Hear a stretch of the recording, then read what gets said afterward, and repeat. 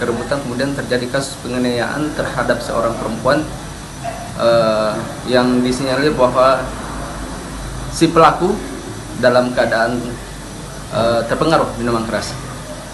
Setelah dilakukan pendalaman, kemudian pelaku kita amankan, kemudian dibawa ke Polsek Panakukang. Ada indikasi dugaan pelecehan juga saat penganiayaan berlangsung?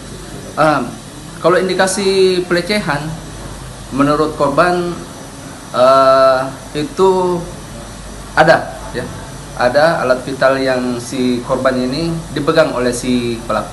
Jadi upaya lanjutannya terhadap pelaku?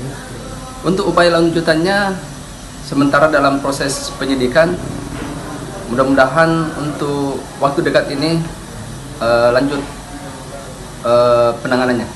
Iya Pak, Mau sudah kasih tahu? tertaruh buku Pak. Sudah Produksi begini, mampu kena bunuh Pak. Kita kan ada kesempatan yang mana?